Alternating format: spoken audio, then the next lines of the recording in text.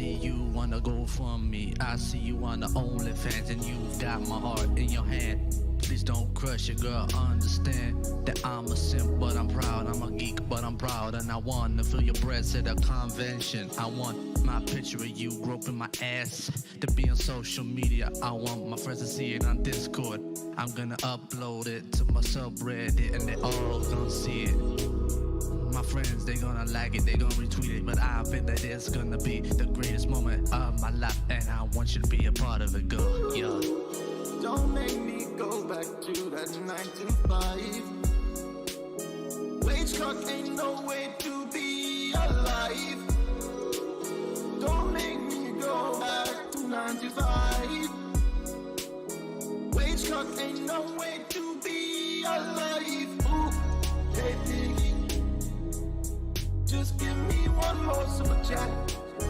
Hey Piggy, just give me one more super chance. Hey Piggy, just give me one more super chance. Hey Piggy, just give me one. Ooh, hey Piggy, just give me one more super chat. Hey Piggy, just give me one more super chance. Hey Piggy, just give me one more super chance. Hey Piggy, just give me one. Ooh. I can't hear ya. Let me hear you say it. Let me hear you say fuck Klaus Schwab. Fuck Klaus Schwab. Let me hear you say fuck Klaus Schwab. Yeah.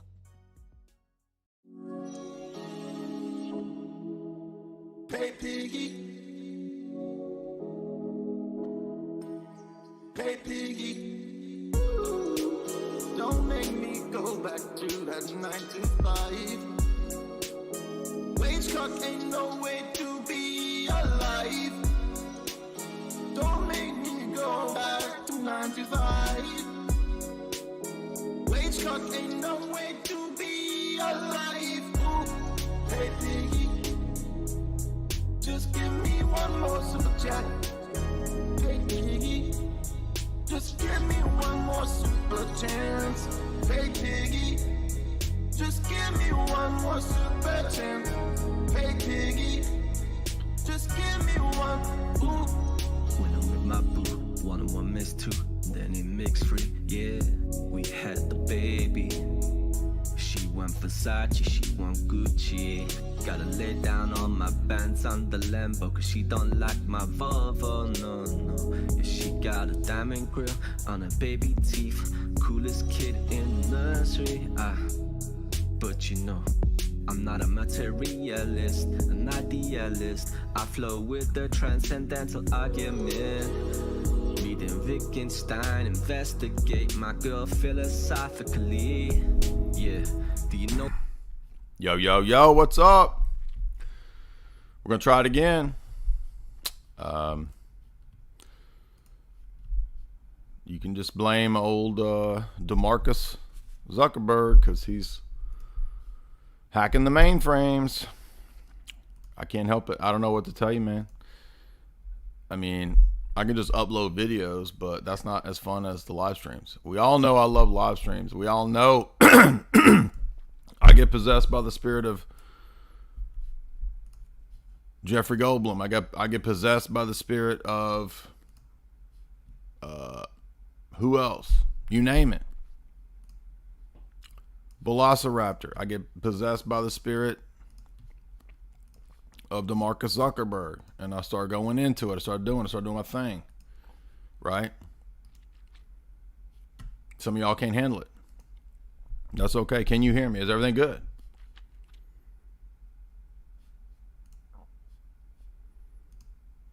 I mean, we got velociraptors out there chewing on the dang power lines.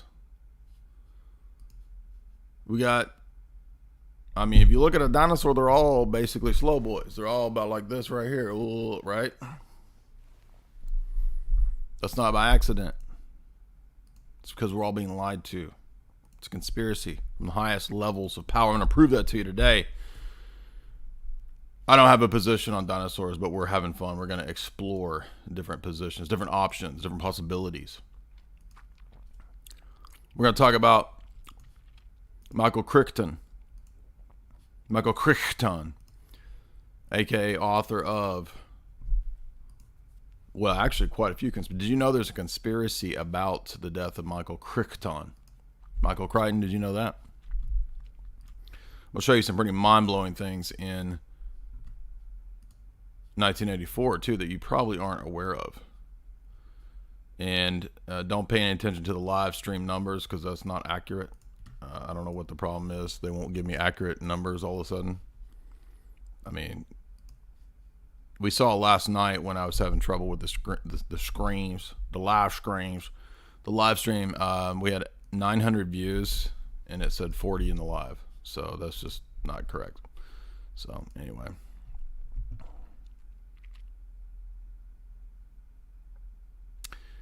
Today we're going to talk about Jurassic Park overview, the franchise, the propaganda, the meaning, the hidden secrets. Remember my old show intro?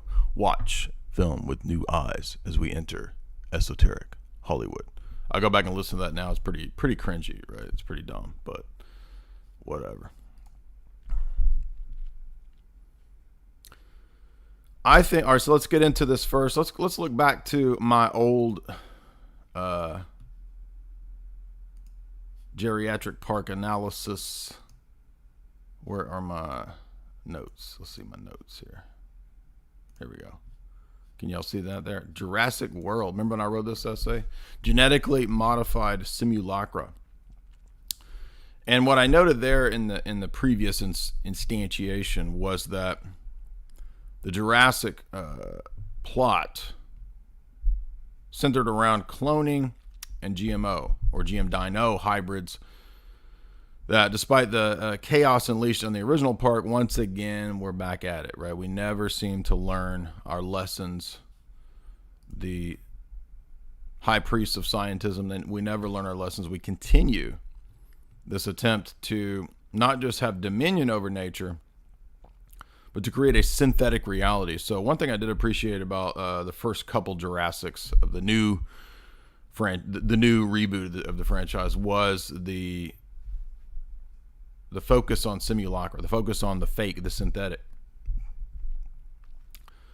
And that the entirety of the park is a great micro-macro analogy, right? Celebrity culture, fake culture, Hollywood. Hollywood is basically a giant, and pop culture is like a Jurassic Park. And if you remember in the new one, it's all fake. And if you remember the original one, you had this old Colonel Sanders looking boomer, right? I forget his name, but you got your basic Colonel Sanders boomer who wants to start a theme park based around regenerating dinosaurs through a dang mosquito. So a mosquito is trapped in amber and there's a living cell. Not sure how a living cell makes it through millions of years, but just trust the science, dude. Trust the science. Hashtag trust the science. There's living cells that last millions of years. And what we get is a microcosm. It's the Island of Dr. Moreau all over again. Right? Clearly, Island of Dr. Moreau influences Jurassic Park, the whole franchise, right? And the idea that, so we have two narratives, right? We have the biblical worldview, and then we have the narrative of scientism and the priests of scientism, priest class. Their story of origins is much different, right? It's zillions of years, aeons. The planets basically created themselves like belly button lint. I'm not joking. This is the predominant theory of how planets formed. I call it the belly button lint theory. This is pure science, if you didn't know. And it's the idea that there's just dust was out there in space, and then it kind of like other dust hit that dust, and it just started spinning. And it spun and spun and spun and spun until it just whoop, eventually became a planet. Did you know that's the predominant atheistic, nihilistic, scientism theory of the formation of planets? And it's a mystery like how a little bitty planet forms inside your belly button if you're a dude, especially. I don't know about chicks. I've never had a chick belly button. But if you're a dude, you got hair, you got other various funguses living down there. And over time, presumably through creation ex nihilo of some kind, or emergent biogenesis. And if you're an atheist, if you have an atheistic worldview about belly buttons, then you probably think that it just springs into existence. The belly button just starts spinning. And then boom, you've got a little fuzz planet in there. If you're a dude, you got to pick them out at times. This is the predominant theory of Jamie's in there laughing. People are why are you laughing? Yes, this is the belly button lint theory of planets. You think it's funny? Why are you laughing at science? Trust the science, dude. It's literally no different than your belly button and the way the planets form.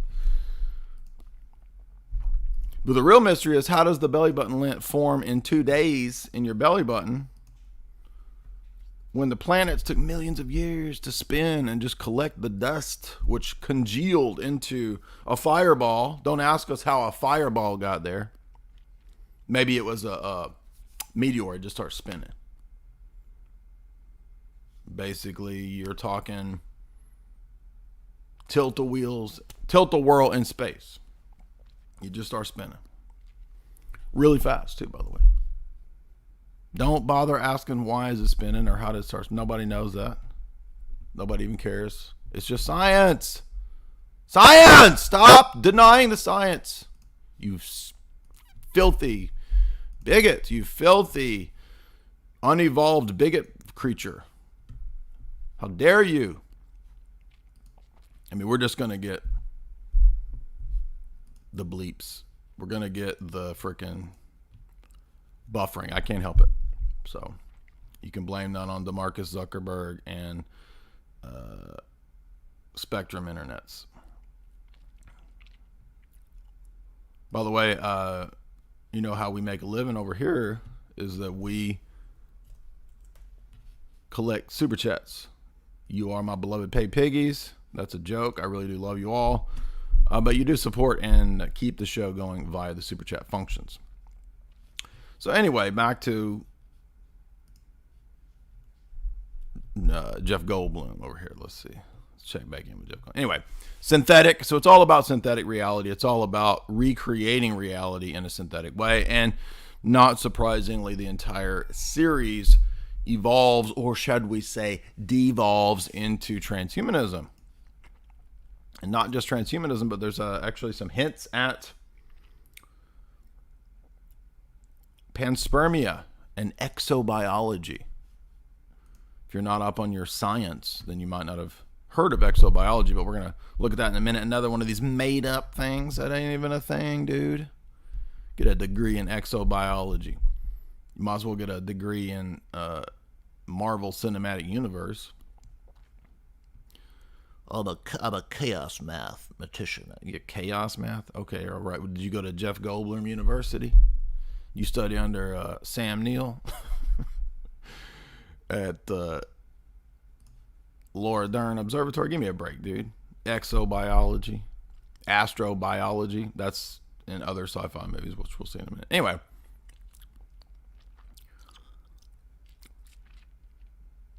So the Big Bang cosmology is intimately connected with the vast aeons of the Darwinian ethos, which is fundamental, obviously, to Jurassic World. Now, something else that's a fascinating interconnect here is the world of technocracy and mind control and the world of theme parks. What?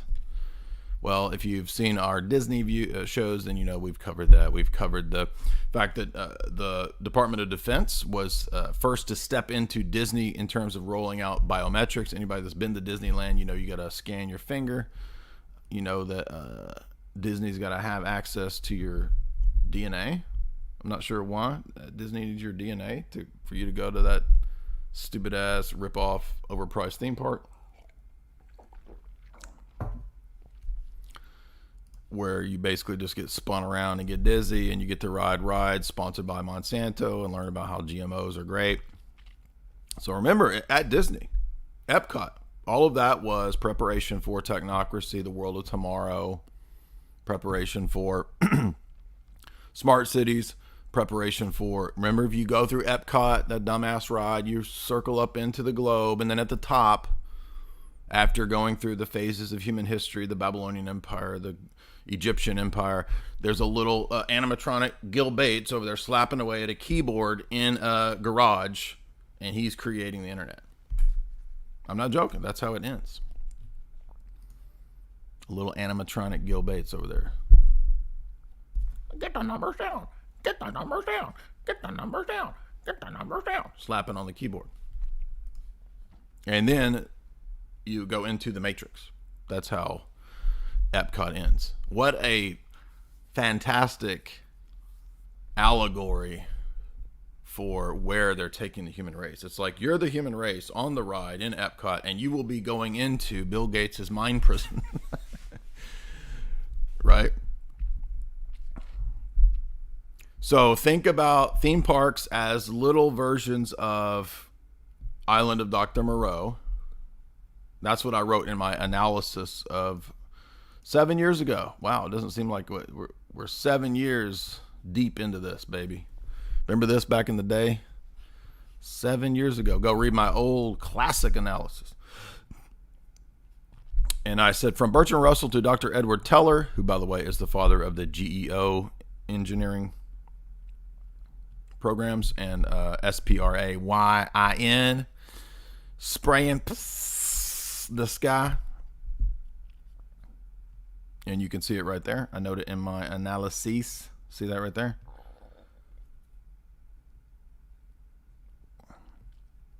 The genetic rewrite of the entire biosphere. That is the ultimate plan. That's what comes up in Klaus's books, Fourth Industrial Revolution, right? If we recall, the last section of the book dealt with, if it would be inside your body, if it would be inside the brain, if it would be inside your body, we'll write the DNA, right? Remember my song? I did a Klaus song. Klaus techno remix for you. The DJ Klaus. Club Davos, right? Gil Bates remix. Did you hear that song? Well, it was about the fact that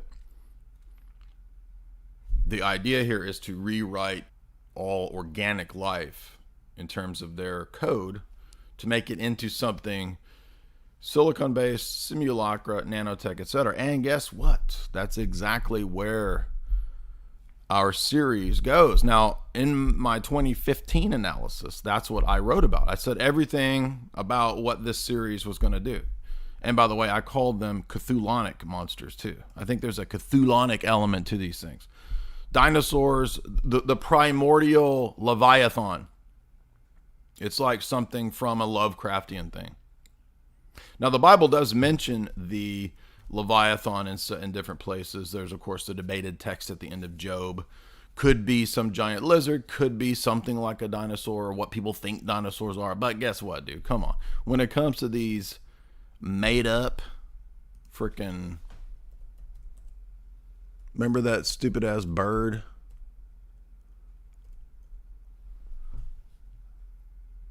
That was fake and gray. Remember this thing? Dude, I believe in a phoenix before I believe in this stupid thing. That doesn't exist. And there was a whole National Geographic, I've covered it many times. Remember the National Geographic made up thing? Oh, oops, sorry.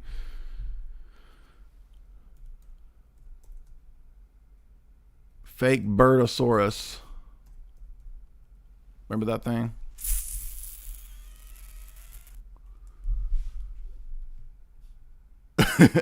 I typed in fake Birdosaurus. Like that's how National Geographic was going to have it. I can never remember the name of this dumbass thing. Fake dino bird. Archaeoraptor, that's it. But by the way, that other stupid ass thing I pulled up was just as fake. Look, it's basically the same damn thing. An informal generic name for the fossil chimera from China. It's basically just a plastic toy, right?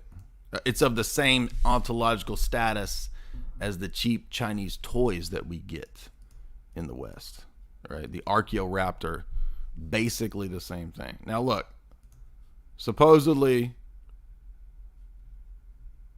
I mean, that's just a freaking bird or something, right?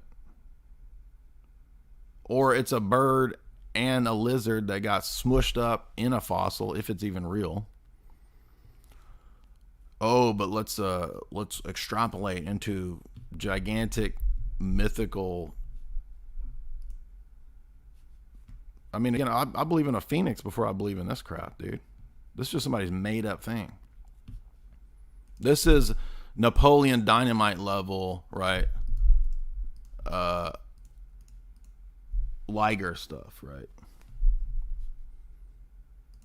Is a Liger even real? I don't even know. But doesn't Napoleon draw some fake ass thing, right? Anyway, even the Guardian had to comment on this joke, right? Is it a bird? No, it's fake. What? Fake? Look at this, $80,000. Now wait a minute. If $80,000 are being put into fake, and by the way, this even mentions Piltdown Man, which I've talked about many, many times. Are you starting to see a pattern here? This is a dang racket. A raptor racket. That's what this is. Okay, so Ligers do exist. Didn't Napoleon draw something that didn't exist?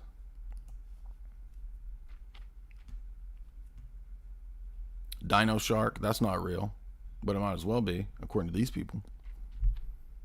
Sharkenstein, right? Is that real too? Anyway, you'll notice that obviously the Archaeoraptor was fake. But now guess what? If the Archaeoraptor is fake, and it's just like Piltdown Man, and it's connected to rackets of hundreds of thousands and millions of dollars, maybe there's a lot more fakery in this. Look at illegal trading. Oh, what? So that's connected to a scam racket. What do you know? It would have been an important clue proving transition fossils between dinosaurs and birds. Oh, guess what? Fake and gray. Shocker. It was bought by amateur collectors. You dumbass, you paid $80,000. You could have bought right now Bitcoin at its low point. $80,000 to get you what? 5 Bitcoin? 4? 3? 3.5 Bitcoin right now? You dummy. And you bought this stupid ass fake rock. Look at that. So this is some kind of racket, clearly, right? Archaeoraptor. Totally fake. Admitted fake. Just as authentic and just as much a transition proof as Piltdown Man, Nebraska Man, and all the other fakes. So, I'm going to show you something in a minute, too. It's going to blow your mind. Now, I'm not saying that I know for sure what all ancient creatures did and did not exist. I don't have a view on that.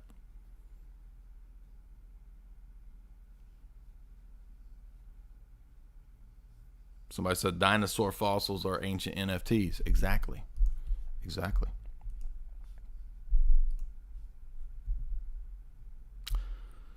Anyway, so crux of the first couple instantiations, right? With the first new one, we had the introduction of a lot of the genetic modification, and then we get the hint at cloning. If you remember, the sequel had the teenage chick and the cloning stuff going on, right?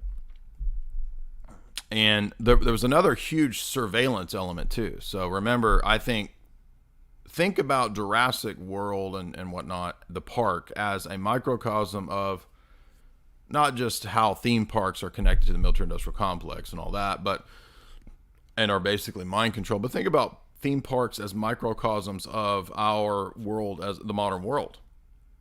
What keeps the mythology going? Right? It's a controlled, completely surveilled environment. It's a synthetic narrative environment, right, that has this mythology of most science and scientism and aeons and dinosaur baloney, right? It's just another version of Disneyland. And so what do most people believe about the world? Most people are going to be like Winston in 1984, who naively believe the stories and the mythology of the modern world that are given to them, manufactured, created narratives that are given to them. Like Archaeoraptor BS. Let me show you something fascinating about the conversation between Winston and O'Brien, which actually highlights this point. Anyway, so if you want to read more about my Baudrillard synthetic reality, tying it into surveillance and the Matrix and all that, you can read my essay over at my site on the new Jurassic Park, but it equally applies to all the other previous installments of Jurassic Park. I don't think that analysis made it into the books, so I can't remember. Pretty sure that the books don't have that, but there's my essay on that, so you can go read that. But I mean, look, we're all here to hear me do Jeff Goldblum. That's the real reason you're all here, and we all know that. But if you want me to do the rest of this 3 to 5 hour analysis that we're going to do in Jeff Goldblum voice, I need more super chats. And you guys are being quite. We're testing out different time periods in the day to live stream because of the wildly fluctuating stream numbers that I'm getting. So we're going from 9,000 down to 4 or 5. So we keep getting these fluctuations. Anyway, and we've had such good, perfect streaming for the last, 3 months. And now we're having this whole problem again. Anyway, if you would like to support the show, please do so via the Super Chat function. You can leave a comment via the Super Chats, and I'll read it out. Super Chats are through Streamlabs now. By the way, we are going to get to some of the biblical elements, too, in a minute. But, so I wanted to touch on the Lovecraft element. I wanted to touch on chaos theory next. Remember that chaos theory is a big part of the Jurassic Park worldview because Jeffrey Goldblum is a chaos mathematician. Now, I think it's interesting to talk about the chaos math in some kind of in a certain way, but this is not a serious scientific endeavor. Nor is astrobiology, nor is exobiology, as we'll see in a moment. Now, chaos theory is it's a scientism-based worldview where we're going to look at patterns and study the universe as if complex patterns and complex pattern recognition and whatnot is a result of a deterministic, non-linear sort of chaotic universe. So it's highly metaphysical. But at the same time, it's under the guise of, quote, strict science. And this is something that the people in the scientism worldview never seem to know about. They're so dumb. They might be hyper smart in one area, but they have no idea about the high level philosophical assumptions and presuppositions that go into the stuff that they talk about, which they just assume are hard sciences. Now, I'm sorry, but the idea that a butterfly can flap his wings in Brazil and cause Jeff Goldblum to have an asexual offspring in Miami is not a scientific theory. That's a crazy magic worldview. And that's why we've been coming. Multiverse is tied into this because multiverse is also part of chaos theory and chaos magic. the father of modern occultism before Al Crowley was Peter Carroll, and Peter Carroll wrote about cyber magic and chaos magic. And he based it on what he thought was chaos math, right? So basically Jeff Goldblum. Okay, Jeff Goldblum is basically Daddy Crowley. The chaos magic theory is way too smart for you. You'd have to study Daddy Crowley, put the pee and the poo to understand the real theory of how things work. You see now the pee poo ISIS eyeball is a big part of how the universe came to be, and we humans we don't deserve to be here. We should die out. Now that's what he will do in this new installment. He becomes full on nihilism Goldblum in the new one. But that's really the logical conclusion of this goofy ass pseudoscientific approach. Chaos theory, dude. Jeff Goldblum in this movie is basically, he's the birth of the intellectual dark web, right? Jeff Goldblum in this movie is the archetype of what normies think is smart. Like, a smart person is like Jeff Goldblum in Jurassic Park, man, because he's like talking about math and numbers and infinite numbers and like dinosaurs and shit, man. That's like so smart, man. Yeah, that's what people think is smart, right? Well, it's the chaos math. Well, there's dinosaurs and there's not. No, yes, no. It's a little bit of both. It's binary. Okay, so it's Jeff Goldblum is basically the founder of the intellectual dark web. Lawrence Krauss, Richard Dawkins, JBP. Represent. They're basically a feedback loop, right? I mean, we're caught in a feedback loop where the pop culture intellectual figures are basically just Jeff Goldblum from Jurassic Park. And it's a feedback loop of self-replicating Jeff Goldblum fractals of self-organizing butterfly effects of Dick Dawkins. Okay, that's what's going on. Which is bordering on Manson level stuff right here. Okay, that's what's going on. It's getting crazy up in here right now. You know what I'm saying? Basically, I'm proposing a new theory. The intellectual dark web is a secret society founded by not Jeff Goldblum, but Jeff Goldblum's character from Jurassic Park. That's who's put up as your pop culture smart men figures.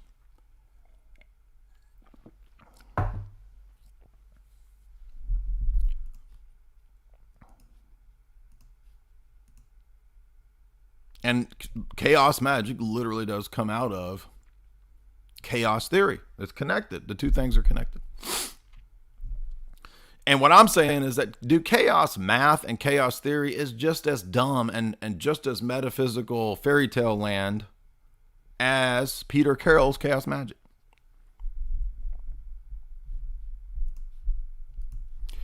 And it only sounds smart to complete idiots.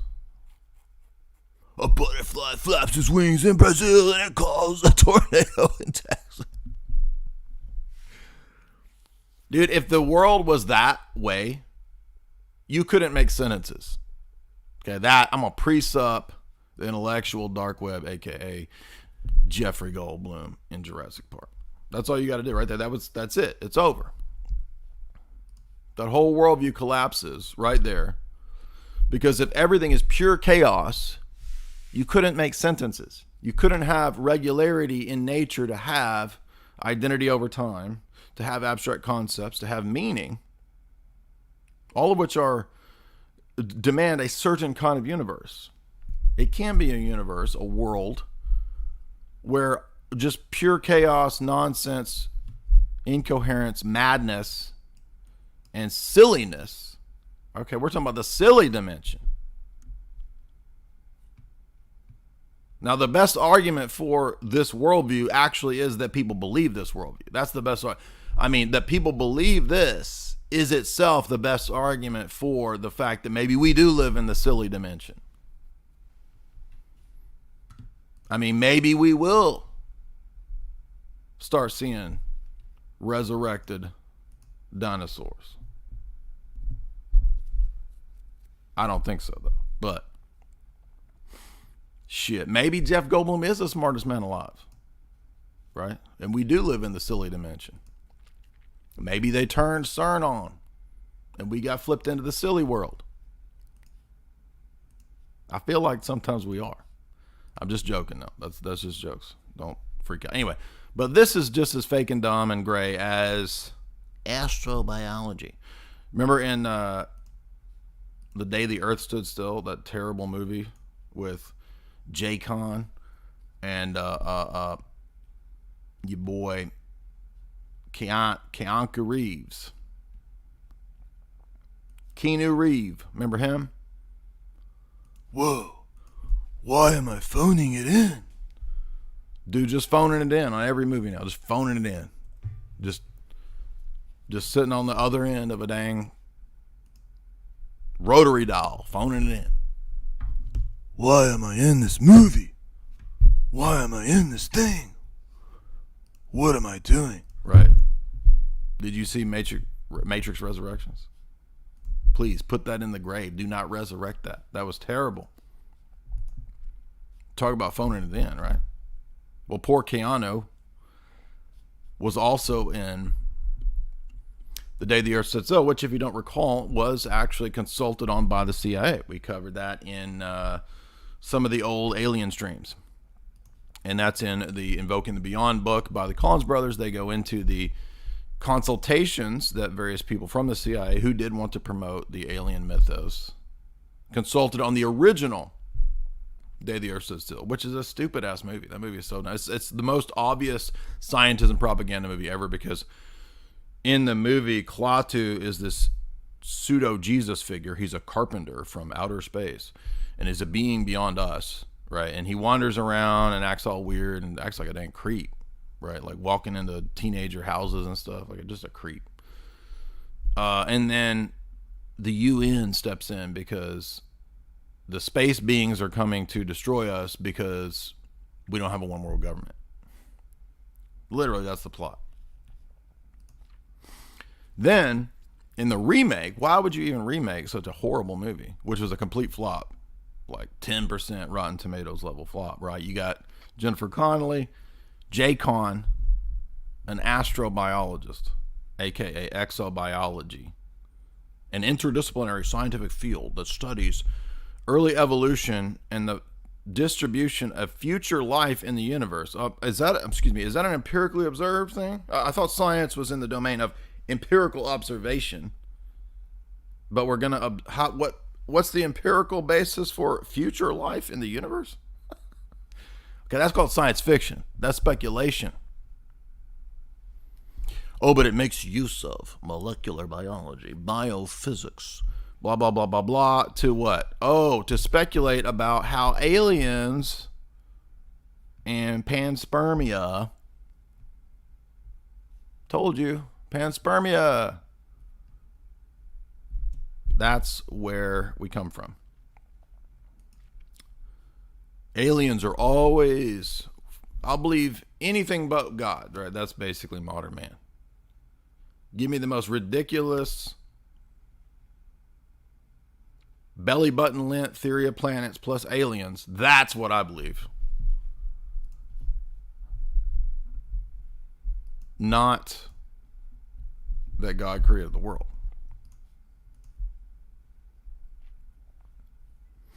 Anyway, so I just thought it was funny because I was thinking of how Hollywood like creates the fake science genius archetype, literally going back to like the 40s and 50s, right? and in The Day the Earth Stood Still, it's Jennifer Connelly as an astrobiologist. Like, that's not a thing. That's fake as freak, right? Fake as all get out. Just as fake and made up and speculative as Dr. Goldblum's chaos math. I'm a chaos mathematician, and you small brains wouldn't be able to understand if I explain that to you. Now, let me just put a drip of water upon your hand, and watch as the you see the water slips to the side. Now, Schrodinger's cat, and if we had higher level dimensions, and then would the water drip inside It's just gibberish, right? Just throw out a bunch of science gibberish. Schrodinger's cat. Ugh. People think that you just mention quantum physics, Schrodinger's cat, dimensions, multiverse, put all of these into a sentence, and literally probably most people would think you're some kind of genius. That's a dang intellectual dark web genius right there. Listen to all that science talk. That's science. His science is on point right there. All right. That's enough of that made up crap. And every time I do this kind of a stream, there's going to be somebody who emails me. Excuse me, sir. I did my PhD in chaos math's effects upon astrobiology. And yeah, whatever, dude. Whatever, dude. Let's talk about Michael Crichton. Michael Crichton gets a boomer pass. Why does he get a boomer pass? He said, well, who? This is an Eastern Seaboard Harvard MD, and he wrote all these, kind of pop sci-fi things. Why would you give him the boomer pass? Well, I'm about to tell you why. Now, I don't know about whether there was some nefarious things with his passing. I don't have any view on it. It is worth mentioning, though, because guess what happened to Michael Crichton? Michael Crichton, by the way, I forgot to mention Tiktaalik. We have to go back to that in a second, but he wrote quite a few fascinating things that could suggest that he was a problem to the establishment. Let me give you a couple examples. Excuse me. What was I? I was about to pull something up. I forgot what.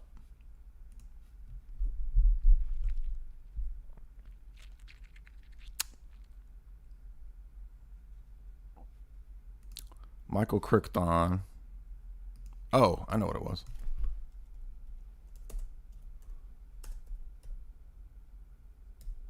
There's an excellent obscure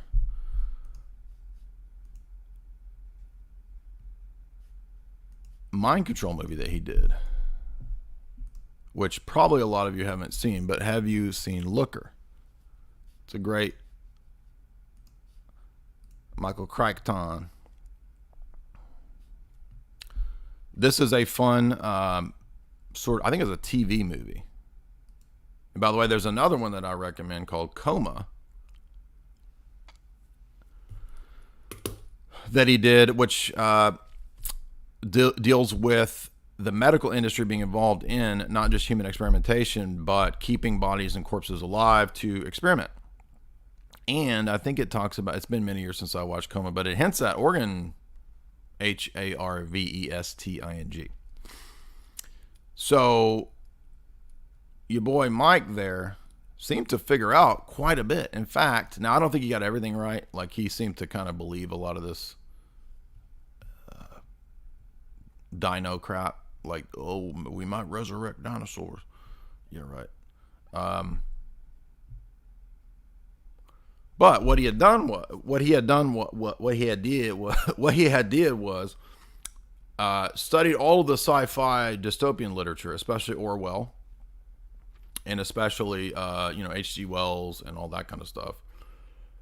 And then he started writing. So being, I think, involved in Harvard Med School and seeing all of that, he started noticing parallels between what was going on in the medical system and the biometrics and genesis, all this kind of stuff, the GMO domain. And he started writing about this way ahead of everybody else. In fact, quite a few people drew attention to the parallels between Andromeda strain and Koof. Now, the movie Andromeda Strain is pretty boring. But it is worth mentioning because in that you have a small town that gets on lockdown because of some space-borne bug or virus, that lands, right? So it's kind of like virus, contagion type of film way ahead of time. And it's some kind of like panspermia type of thing. Again, it's not very good. I think Andromeda Strain is a really boring movie, but it does kind of implant in everybody this idea of what happens when there's the big bio release, right? This kind of a fear narrative. But then he goes on to do a postdoctoral fellowship at the Salk Institute. Now, in my analysis, I think this is probably where he really started catching on to, hey, wait a minute, there's some serious stuff going on. And if you've listened to my lectures where I lectured through the works of Dr. Jonas Salk, you know that I've covered this pretty extensively, right? That Salk was a hardcore GENICS proponent, very clearly.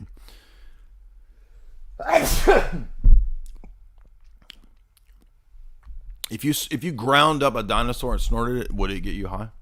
What do you think it would do? Would you immediately do like this? That's what I was snorting that dino dust up in here a minute ago. And by the way, do you believe that your cars are powered by dino juice? I mean, one of the big oil companies in America it may not be an American company, but it's a giant green brontosaurus as its logo. Really? You think oil is dinosaur juice? Come on, dude. That's dumb. I mean, I don't know what oil is. It's some kind of abiogenesis, thing that's produced in the earth, but it's not ground up dinosaurs, dude. I'm sorry, that's dumb. That's really dumb. It's not a fossil. It's not fossil fuel. That's all made up, right? Now, guess who doubts all of that narrative as well as the climate narrative? Your boy Mike Crichton. Yes, Michael Crichton wrote dystopian novels where climate change is a big scam and a religion. And that started turning some eyes on him, making people mad. Wait a minute. How dare you? In fact, there was a huge court case over some climate freak weirdo who tried to go after Michael Crichton for calling it a giant scam. And they had this feud going on. Then Michael Crichton went anti-Big Pharma. And he went anti-AI, anti-Big Tech, anti-GMO, anti-Nanotech, anti-MK Ultra. So you have basically America's biggest modern science fiction writer basically being like stuff I talk about. Now, not everything. I don't think he caught on to every conspiracy, but he was pretty much like, well, hey, this is all a bunch of lies and scams and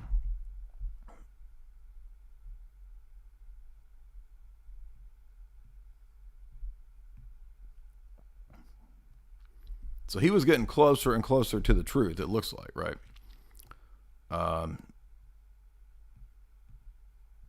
And what he was doing was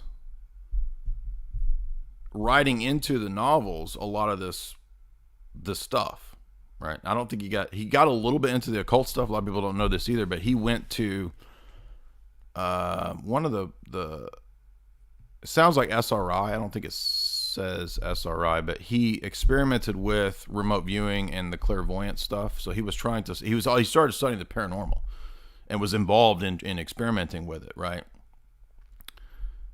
He wrote for MIT as well, so let's keep in mind that he's also connected to MIT. So this is not just a science fiction writer. He was also, high level. He had the highest degrees in terms of Harvard Med School and all that kind of stuff. So in a way, very much a scientist in the establishment sense. But as a scientist in the establishment sense, he's also writing all of these real conspiracy elements. And there was even an essay. I remember many years ago, I bought his book. I think it was Prey. And that was one of the last ones that he wrote before he died. So in Prey, if I remember, there was an essay that was his essay in the book about how it was real. Not the stupid monkey crap in the book, but the theory of the book relating to GMOs and nanotech. I think that's right. Isn't that what Prey is about? This was many, many years ago when I bought that. And I started noticing, well, he's actually like, he's got a bunch of conspiratorial stuff. And then I remember when he died, people were like, hey, wait a minute. So he wrote Prey in 2002. Get this. Developments in nanotech. Artificial life. Life extension. Genetic algorithms. And AI control. And then he published State of Fear about eco, TERROR, and the global warming, SCAM. I didn't read Next. I'm not familiar with Next. But it says that Next dealt with transgenic animals in a quest to survive in a world dominated by genetic research. And then he talks about corporate greed, illegality, right, in terms of genetic research. Then he gets into this dispute with this climate freak journalist, and then he writes into the story next that he puts that dude in there as Mick Crowley as a MOLESTER with a small wee, a small weenus. So he wrote that dude in his novel having a small weenus, and then he wrote a novel called Micro, which that should have been the title to do with a small weenus. But anyway, that one's about shrinking people. But that was the third novel in 2011, and then of that trilogy. Let's see, when did he die? Wait a minute, he died in 2008. So that, I guess that was published posthumously. Oh, I forgot about Westworld.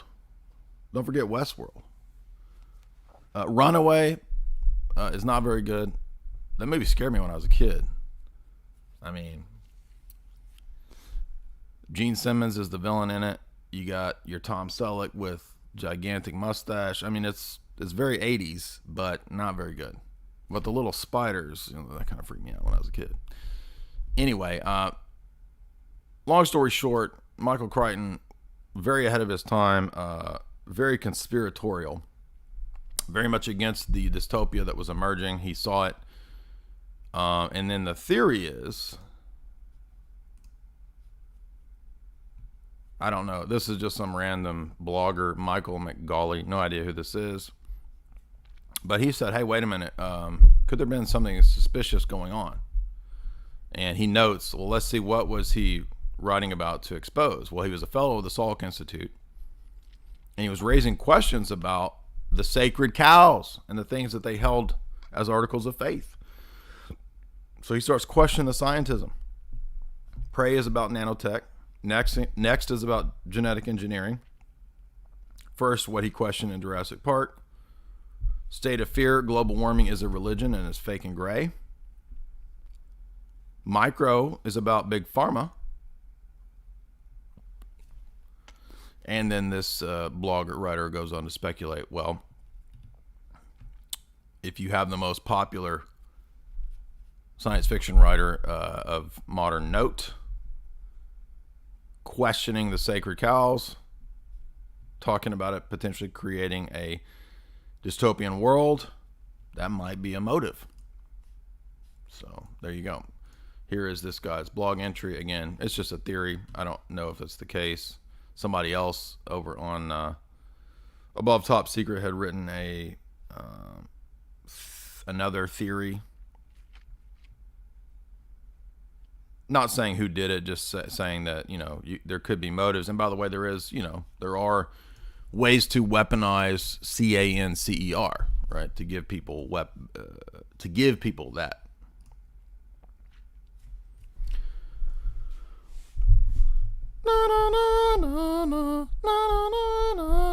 Hold on to your butts. Hold on to your butts. Hold on to your butts. When I think of Jurassic Park, that's literally all I think about, right? Before watching the new ones. If you had said, when you say Jurassic Park, what comes to mind? I think, na, na, na, na, na. And then I think Samuel L. Jackson going, hold on to your butts. Hold on to your butts. That's about it. And then I think of Newman getting, a fat Newman getting eaten by whatever that thing is with the, And I think of a glass of water. Right. The iconic shots of Jurassic Park. Do you remember that there was a third one? Remember how bad that was? That was an island, right? Where the velociraptors got loose onto some Hawaiian island or something. It was terrible, but anyway. Oh, I keep forgetting to go through my notes. That's the problem here. We haven't got to the biblical theology yet, so my notes are kind of random. They're all over the place. Chaos magic, we did that. Intellectual dark web, we covered that. What people think is smart. Fake made-up degrees. Exobiology. Chaos math degree. Give me a break. By the way, guys, Thursday night, Jamie will be doing her live stream, or her podcast on dinosaurs and the fossil racket. People don't even know this is a whole racket. Just like the art world is a bunch of rackets, scams, money laundering. So is the fossils, dude. You didn't know that? She'll be covering that on her show. I forgot to show y'all. Remember TikTok? This is a shout out to Chris. Anytime, I mean, he became a meme. I have to think maybe we had a hand in helping start this meme. So this is a completely made up thing. Pretty clearly that's a fish body and the head of an alligator, right? And probably the bones of both were found together. And some of these fake and gray science boys said, oh, look, we have the transition fossil. It's the transition. No, it's not. It's just a dang cartoon. That's all that is. You drew a cartoon from a pile of bones, which anybody could do, by the way. I like the meme picture of him is the best, right? He became his own little meme. I think probably because of me and John and Chris joking about this goober for so long. Okay, TikTok is not a thing. And if you believe that, you're dumb and gullible. I mean, look at that thing.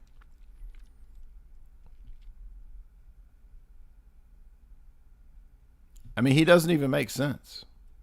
But that's the thing that supposedly started crawling out of the ocean, right? Oh, look, he crawled out of, this is where we started developing feet. It's this thing. And what is the name? TikTok. That's like something from Tatooine, dude. TikTok, right? With a bunch of A's. That's literally like Tatooine Star Wars level names. What's the thing in yeah, just look at this thing. Who you actually believe? I mean, if you buy into this whole narrative of all this stuff, you believe this, you got to believe this. Because if this thing goes, the whole rest of it goes. Right? If this thing is bullshit, then maybe a lot of it's bullshit. How you like the they took a picture of actual mud and then they put the 1993 Max Headroom CGI version of him on top of the real mud to fake people out. Look, there he is. That's him. They got a picture of him.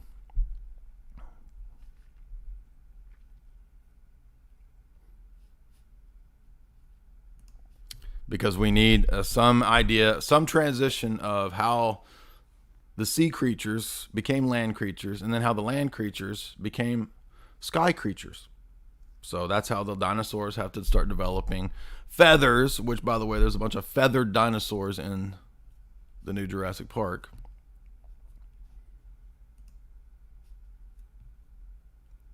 What's the name of the thing in Star Wars?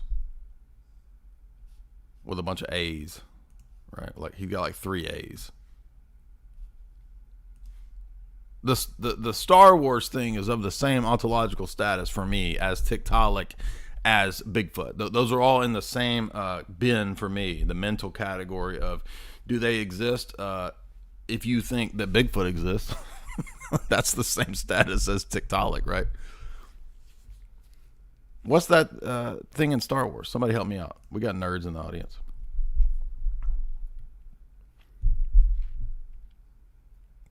Not Jar Jar.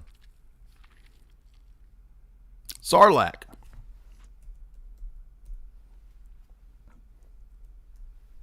Right? The mighty Sarlacc. Not Tarlac. Sarlacc. Oh, I got it right. He has 2 C's, right? So I would class Tiktaalik up there with Sarlacc.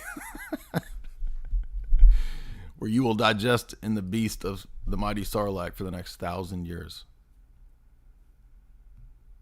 I mean, these are all equally same ontological status for me. Right? Next time I meet a soy man who believes in Tiktaalik, I'll be like, oh, do you believe in Sarlacc too? Okay. Mm-hmm. Are you when you went on that dig, did you also find Wookiee bones as well? Do you believe it? I mean, that's basically Bigfoot, right? Wookiees, Bigfoot, same ontological status. Tiktaalik, Sarlacc. And really, I think that, I mean, the people who really believe this worldview are the soy bug science men anyway. Look at the xenobiology right here.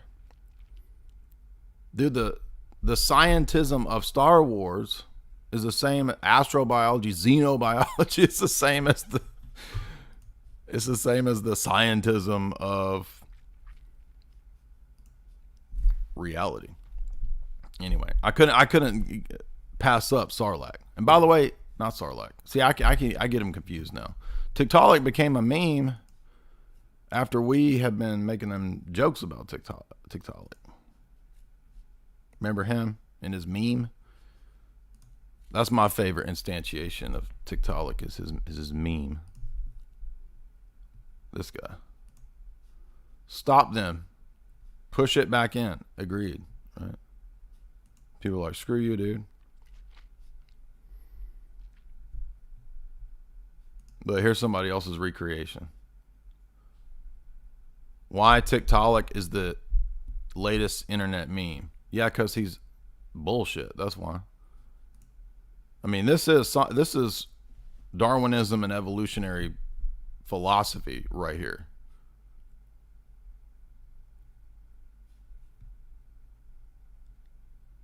Imagine believing this.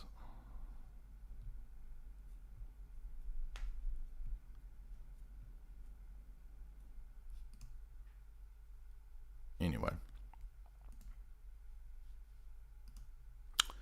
All right, so we did Michael Crichton. We did Tiktaalik. I guess extra A in there. Dinosaur juice is not what gasoline is. Let's see, what else do we not do?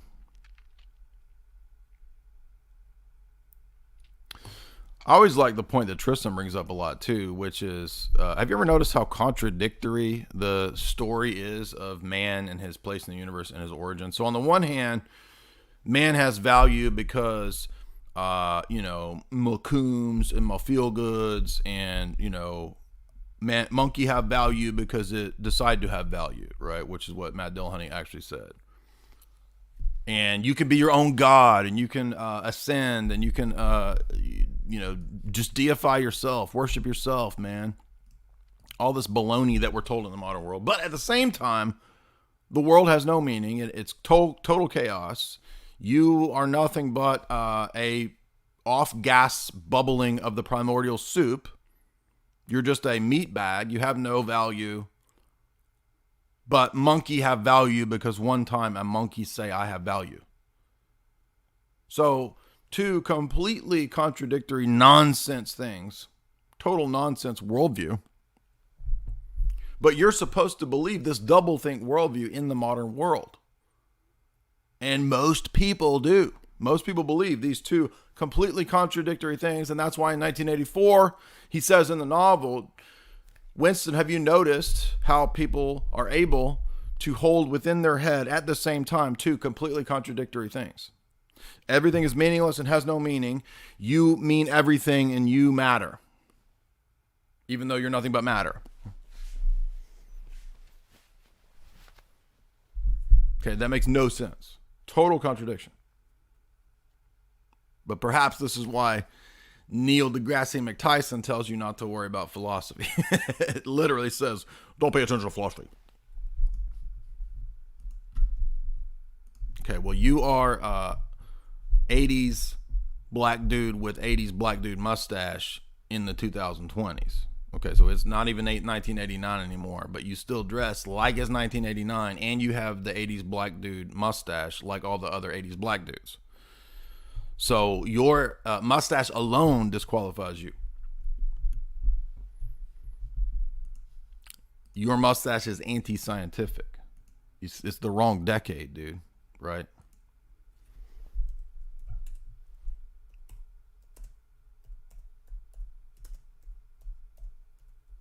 Remember when we had a contest and we only found one 80s black dude that didn't have the 80s black dude mustache in the 80s, right? Now a lot of those dudes have that mustache still, right?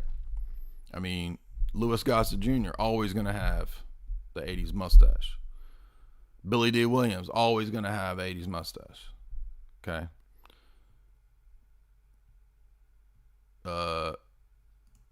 Oh, totally right. Fred Williamson always going to have it. I mean, you can't find, except for Bill Duke. Bill Duke is the one 80s black dude that did not have 80s black dude mustache. But Neil deGrasse Tyson still does and always has. That's weird. Why? I don't know. It's a mystery.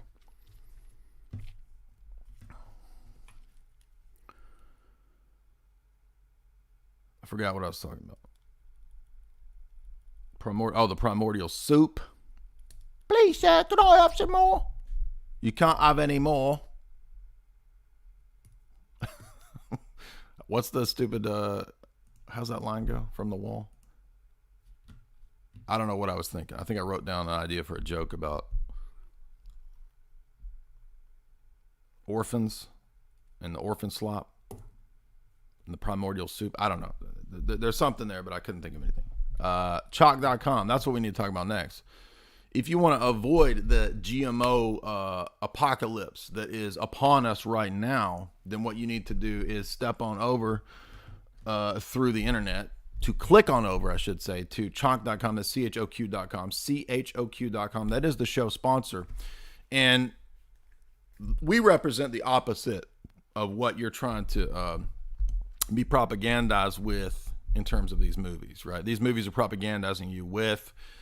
Remember when Neil deGrasse Tyson had his whole spiel a couple of years ago about how GMOs are great? GMOs are great. I remember literally like 5 to 10 years before that when it was liberal and left to criticize Monsanto and GMOs. Remember this? And then suddenly, around the year 2015, 14, the whole left in one gigantic Borg hive mind suddenly started being pro-war and pro-big PHARMA. And a big part of that was these intellectual dork web propaganda figures telling everybody what, quote, science was, and they all just followed along. The hive mind of the normie left. And a big part, again, that so they just follow, like, just put science on it, and these people will believe anything, right? Just have Dick Dawkins up there saying, if you jump off a cliff, it will increase your lifespan. And then all the liberals, I need to jump off a cliff, it will increase my lifespan. If you take this poison into your veins, it will increase your lifespan. And they'll do it, right? Did you hear? Rat poison is good for you. And they'll go do it. That's my Richard Dawkins, by the way.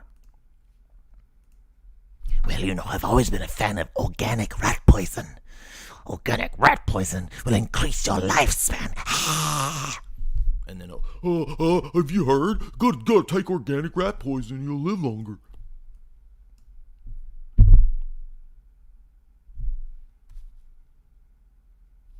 But if you don't want to take organic rat poison, you want to be on the smart side of things, the actual woke team, Team J, Team Chalk.com, red pill, beige, masculine, toxically masculine, proud of it. You want to get over to Chalk.com right now, and you want to boost your testosterone with Tomcat Elite. It works. I've been using it for months. As you can tell, I'm hyped up. I'm energetic. I'm ready to go. You can get 50% off by using the promo code J50, JAY50. The daily is a great overall addition to your regimen, to your vitamin regimen, to your organic diet, to your exercise regimen. Somebody said, how come you sell pills and you don't tell people to exercise? What are you talking about? Of course I'll tell you to exercise. What? You want just energy? You want the Action 2.0. They have literally everything that you can need. For ladies, there's good hormone balancing products. She legit. Jamie takes that every day. Irish Moss, same principle. Great for women. There's all these other products as well, such as chocolate, great superfood addition to your morning regimen if you're a smoothie person. Add a little bit of this chocolate. It's a superfood. It's great. Jamie also drinks that every day. In fact, we're almost out. That's the last bag right there. So we actually do use these products. We're not just yapping about something that we've never even tried. We've been on these products for months. How am I so... Someone said I had the best hair on the internet. That's from Chalk.com. Others have said possibly the greatest diva on the internet, aka most beautiful man on the internet. How is that possible? Chalk.com, that's how. Do you want to be a diva? Yes. Do you want to be E-celeb? Yes. Do you want to be have the best hair out there? Yes. Then get over to Chalk.com right now. Use the promo code J50, JAY50. Or they also have this excellent program where you can just put in what you want every month, right? Just like Amazon has that, where you don't have to keep putting in information every month. And that, use the promo code J53LIFE, JAY53LIFE. Again, I'm almost out of my Tomcat. I'm about to order some more Tomcat. When we signed up with Chalk, right, we got a bunch of free supplements, obviously. And I'm almost out, dude. So, again, it's not something that I don't use. It's something that we use all the time here. There's also other options, too. Ashwagandha. A lot of people are big fans of ashwagandha. Mental clarity focus, right? That's your Shilajit. That's your ashwagandha. Irish moss, great for that. And the reason for all this, again, is because we are in a toxic environment full of genetically modified madness. We're in silly dimension right now. You got to fight against silly dimension right now. It's time to start fighting. And the way you do that is, number one, you start with your diet, because this really affects people big time. So it can boost your testosterone. 100%, the Tomcat Elite. So if you're a dude looking to boost that T, that's what you want. They have the strictest purity standards, right, for their products. That's why you know you're not going to get something that's tainted, something that's nasty, something that's got a lot of 0% of Funko Pop in any Chalk product. Less than 0% Funko Pops present in any of the, by scientific testing, okay? Not Tiktaalik testing, real scientific testing. Cold pressed, 100% organic adaptogens over there at Chalk.com. A lot of people on the carnivore diet, they like that Shilajit. So if you're on the carnivore keto diet, you might benefit from the Shilajit. So go over there, read about the products that they have, a lot of different options. But I can guarantee you that it's the best supplement company that you're going to find out there. So, Remember, their stuff is straight from it's straight from the rainforest, right? This is not something grown, in Trevor's basement, who's a wook, right? Who's going to all of the festivals, right? This is not nothing grown in a wook's basement. This is straight from the rainforests. No pesticides, no GMO, none of that mess. Okay. If we wanted to clear out a bunch of the disease of dinosaurs coming back, we would aerially spray chalk.com products, and it would melt those GMO dinosaur monstrosities in no time. They would collapse and die. So if you want to attack today's GMO monstrosities on your own, get that chalk.com, baby, and put in the promo code J50 or J53Life to get 50% off. Remember too, guys, if you want to support me, you do it by supporting them as well as subscribing over at the site. Now, some of the things that we didn't get into so far, remember, I can't stress again, there's some really good Michael Crichton stuff, right? So go watch my analysis of Looker. He went really, really deep on MK Ultra, dude. And by the way, coma also relates to MK Ultra type things as well. So again, I just can't help but think that, man, he was really, I don't get the impression from Michael Crichton's stuff that he was some nefarious, wicked dude. I get the impression that he was really trying to come to the truth and figure this stuff out and saying, hey, wait a minute, this is like, we're going crazy with this stuff. Wait a minute. And so, Lord have mercy, may Michael Crichton rest in peace, and he gets the boomer pass. New movie, let's get into that. Oh, the other thing I was about to blow your mind with. Now again, I have no positions either way on Dino Boys. Dinos could be good boys, they could be bad boys, they could be neutral boys. I don't have any position either way. But I do think that I'm within my rights, as well as many other things, to be a skeptic and say, I don't know. Now, I'm not a paleontologist, but I also think that domain is rife with a lot of scammery and fraudery and hoaxery. So I just say I don't know. As you get older, I think you're a lot more okay with saying I don't know. But one thing I think is a potential possibility here that I might look into in the future, which I think Tristan and I have kind of touched on this in a few live streams and talks, but we've never gone into any depth, is it's entirely possible that a lot of if the giant bones and fossils that are found are real, how do we know that they're not giants or Genesis 6 type things, right? I mean, I could definitely see large bones and fossils and skeletons being found and people saying, we got to come up with something because this would vindicate Genesis 6. I mean, one example of that, if it was admitted and real, would be a huge vindicator of the biblical narrative.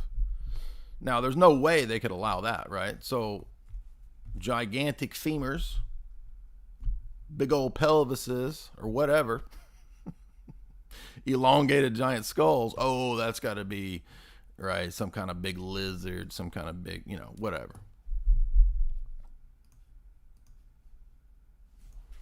Some kind of big, fake and gray thing. Which reminds me of why I was always sharing these stupid things. You want me to prove to you dinosaurs are fake and gray? Right here, dude. Here's proof. Look at that. Booyah. Fake and gray. Literally fake and gray. Do you ever think about dinosaurs humping? Well, there you go. And that proves they're fake and gray right there. You telling me this happened? You actually believe in this?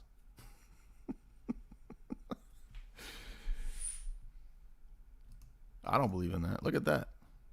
How is that even possible? And how come they're never doing it in missionary style? It's always that. Look at that. That's not possible. That's crazy. Therefore, dinosaurs are fake and gray. Okay. I think we covered everything there. Oh, the biblical elements. Now, in this new one, let's start with the biblical elements because, oh no, I forgot to tell you this. Did you notice this in 1984?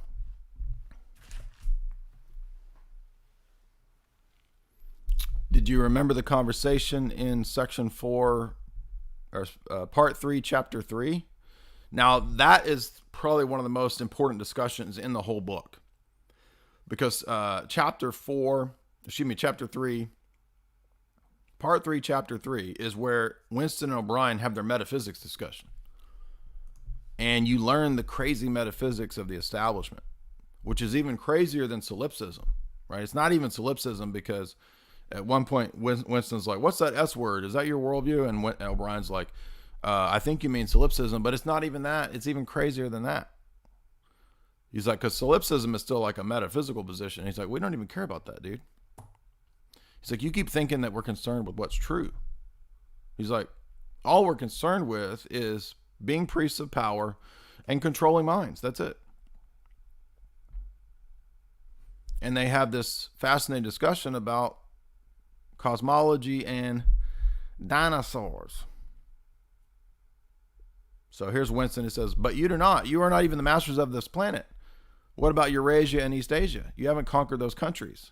He says, we don't care. We will conquer them when it suits us. If we didn't, what difference would it make? We can shut them out of existence. Oceania is the world. In other words, in this dystopian novel, the British Socialist Empire will control the minds of all of its subjects, and that will determine for the subjects what is reality and what is the world. So they'll just tell everybody that they can just tell you that Russia doesn't exist. They can tell you that there's no such thing as China. There's no such thing as Eurasia. And Winston's like, what? You can't do that. He says, but the world is only a speck of dust. Man is tiny and helpless. How long has man existed? This is Winston saying. Millions of years. The earth was uninhabited. So Winston believes the mainline normie, right, zillions of aeons worldview. And O'Brien says, it's a bunch of nonsense, dude. The earth is as old as we are, not older. Interesting. Did you notice that O'Brien is a young earth creation? Now, he's not a creationist, but it's ironic because he believes that the earth only matters in terms of existence as long as humans have been here. So he's not a young earth creationist in the sense of a biblical creationist, but he doesn't believe in any of the mainline scientific narratives. He says those are just created narratives, Winston. They're made up. And you believe them because you're told to believe them. And this is where we get, again, it sounds like solipsism because he says nothing exists except through human consciousness. And Winston mistakenly later says, so you're a solipsist. And he's like, no, that's still concerned with metaphysically what exists. He says, we don't even care about that. All we care is that you believe what we tell you exists. So in other words, it's not even about metaphysics. It's about mind control, period. That's it. Just mind control. That's it. And Winston can't even get out of this thinking because he keeps thinking, well, you have to be concerned with what's true. Don't you want to know what's true? Don't you? So you're saying that you think this is true. And he's like, no, we say what is true. Truth is whatever we say. And Winston says, well, what about the rocks of all the fossils of the mammoths and the mastodons and the dinosaurs, the giant reptiles which lived before there was ever man? What does O'Brien say to that? Does O'Brien say, oh, I follow the science, trust the science? Oh. Winston is the normie. The people who believe the scientism worldview are the normies. But the science says the aeons and the bones and the fractals and the dimensions and the blah, blah, blah. It's like, what are you even talking about, dude? It's just words. Have you ever empirically observed chaos math? Have you empirically observed what happened a million years ago, a billion years ago? Have you empirically observed panspermia? Have you empirically observed the transmutation of a species into another species? No. You haven't seen any of that. Winston, have you ever seen the bones of the mastodon, of the dinosaurs? And by the way, when you go to the museum, most of the time, those are not real bones. Those are reconstructions, supposedly based on bones. He says, no, you've never seen these, Winston. 19th century biologists invented them. Before man, there was nothing. After man, if he were to come to an end, then there would be nothing. Outside of man, there was nothing. The whole universe is outside of us. Look at the stars. There's 1 million light years away. Look at all that. What are those? They're just bits of fire kilometers away. And so this whole conversation is there to illustrate to Winston that he lives in a society that has completely constructed and controlled that society's narrative, its view of itself, of its history, and its future. And it's one of the most fascinating chapters and discussions in all literature. I mean, I highly recommend you going back and reading. If you don't want to read the whole book, just read the dialogue between Winston and O'Brien, and it's the contrast between their two worldviews is just fascinating. It's amazing, and it's highly instructive for us, especially people who, like you and me, we are not at the top of the pyramid. We don't occupy that social engineering strata. But if we do understand the attitude and the perspective of O'Brien, it helps us to understand the attitude and perspective of our controllers. And by the way, this whole interplay is big time, heavy psychological warfare, espionage stuff. Do you remember that the theory of oligarchical collectivism and revolution and whatnot that Winston gets inspired by? That was written by O'Brien. Goldstein is an invention of O'Brien. There's no underground revolution. And for Orwell, what that meant was you have the old money, black nobility, capitalist structure, right? These people that represent wealth and old money and whatnot. And who fights them? Oh, the good guys are the commie socialists. The whole point of the novel is that the commie socialists are run by the same people over here in the old money power structure. Where do you think they get the money, dummy? It's the naivety of the socialists and the communists. It's just, they're so dumb and naive, man. It's like, who do you think funds your movements, dude? You think there's billionaire capitalists who really believe your Marxist principles? I mean, are you that dumb? Really? There's no end to your stupidity. You believe anything. And that's part of the point of what O'Brien says to Winston. Right? I mean, O'Brien is basically saying, you'll believe anything. Right? We'll just tell you a new narrative tomorrow and you'll believe it. Now, I'm not saying that I agree with the O'Brien worldview, right? O'Brien is just a demonic psycho. I mean, the dude's nuts, right? He's probably the greatest villain in all of literature because he's like the most evil villain ever conceived, right? It's like Satan incarnate. I mean, like Sauron is afraid of O'Brien. It's that bad, right? Like even Sauron has like some kind of evil principles that there's no principles for O'Brien. Just crushing humanity. And O'Brien doesn't even have the impetus to crush humanity for his own good. He doesn't care. It's the purest, rawest expression of evil ever, I would say, in literature. I guess you could say, okay, the Bible is literature, but, other than Satan, right? I mean, O'Brien is like the most satanic figure ever. And we need to understand that to understand our era. Right? We're under the O'Brien satanic aeon. And if you don't understand that, you can't understand our world and the media and the mind control and what's going on. But I couldn't resist going into O'Brien because of that fascinating discussion about how O'Brien says dinosaurs are fake and gray, dude. So you can interpret that however you want, but most people don't think or know that O'Brien says that. It's fascinating. Revelation 9. Did you notice or think about Revelation 9 in terms of the new Jurassic Park? I did. The fifth angel sounded, and I saw a star falling from heaven to earth. The key was given to the bottomless pit. This is, of course, Satan falling. Opened the bottomless pit, and smoke arose out of the pit like a great furnace. Out of the smoke, locusts came upon the earth, and power was given to them, like the scorpions of the earth have power. Now, if you recall, this is in Scripture hearkening to the plagues of Exodus. So the apocalypse presents the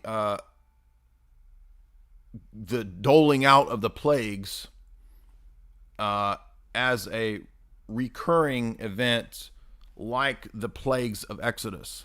So when Pharaoh was oppressing God's people, God put the plagues upon Egypt, one of which was the locusts. And by the way, there's a awesome parallel to what's going on in the apocalypse of the plagues being rolled out for the persecution of God's people as well at the end in that narrative. And I brought that up because in the new Jurassic Park World Dominion, the first thing that comes to mind is dominion. What does dominion relate to? The dominion mandate in Genesis, right? God gives man dominion over the animals. And Jurassic Park has typically, all the way back to the original ones, right, played with this narrative of who has dominion on the earth, who's the apex predator. Is it man or is it this giant lizard?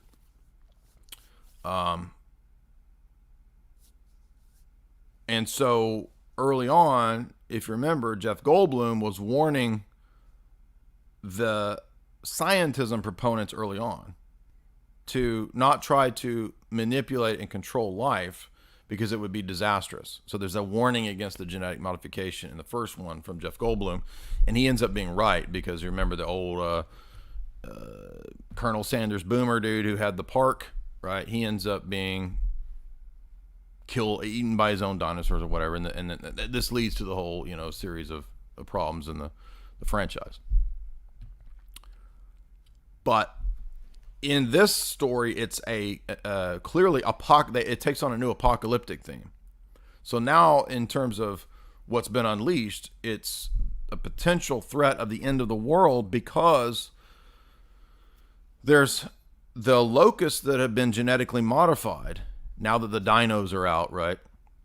We find out there's a giant biotech firm called Biosyn, which has created Terminator seeds that the locusts don't eat.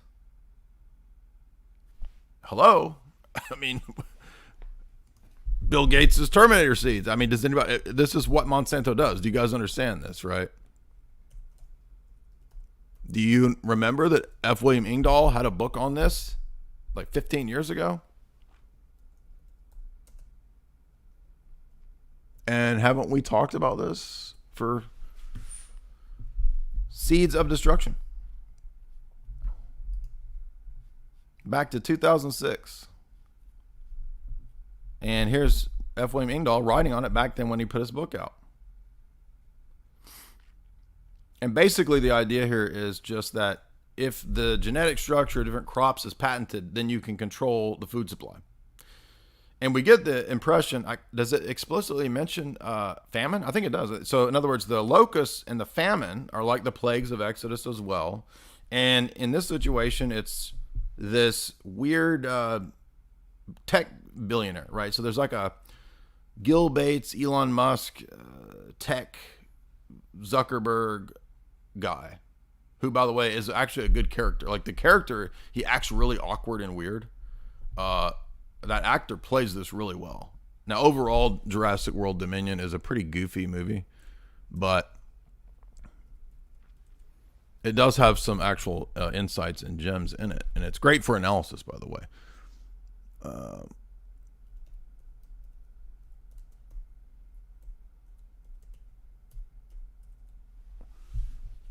I'm trying to remember the villain's. Where's the villain? That's not the right Jurassic villain. There we go. Lewis Dodgson. That's it. This guy was a great villain, and he plays the tech billionaire guy like perfectly. I mean, this guy should win an award for like how perfect he was playing this tech villain. I mean, he acts even looks like what you would expect every one of these tech weirdos to be like, right?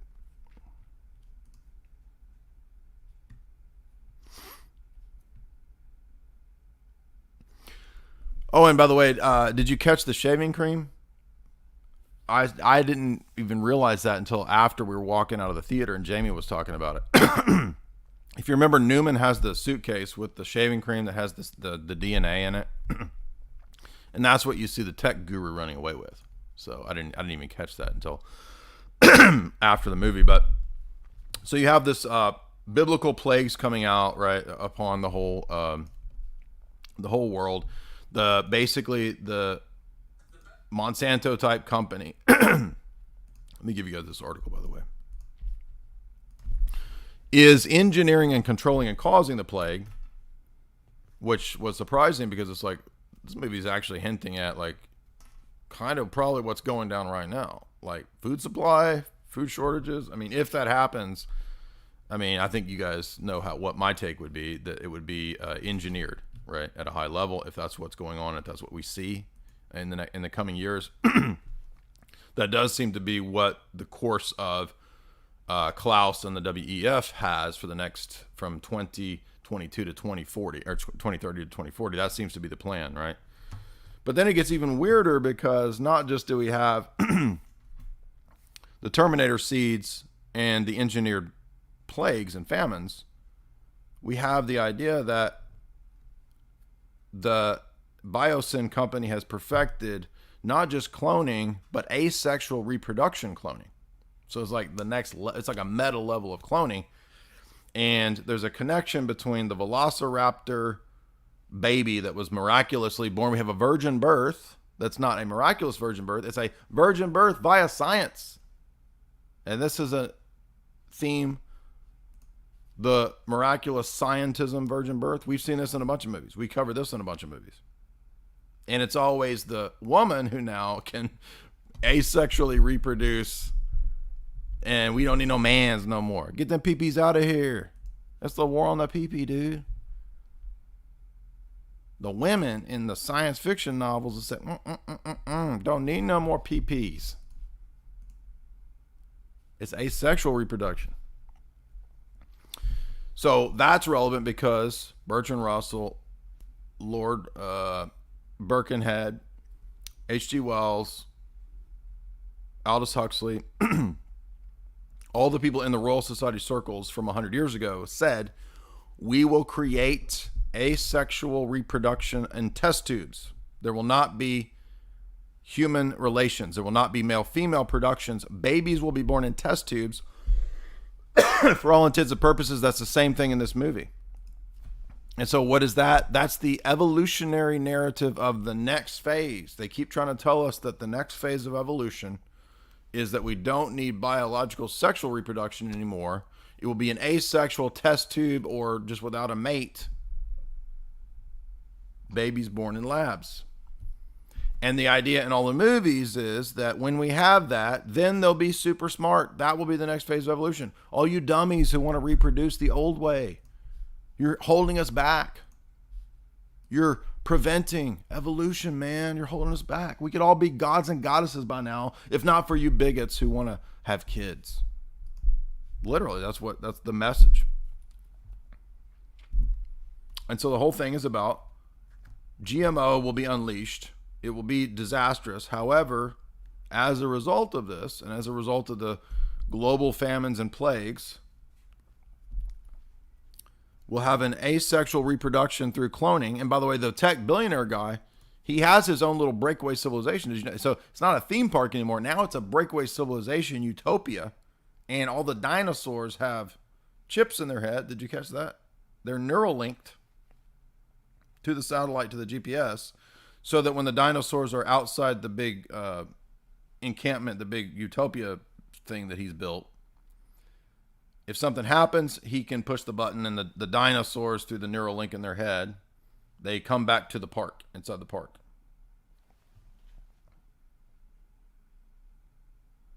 Now, what's interesting is that this utopian civilization that the tech zillionaire wants to build, it doesn't work, right? So we still have the theme that the guy who wants to play God ends up getting punished, right? So he was like a kind of a Gnostic demiurge type of figure in this.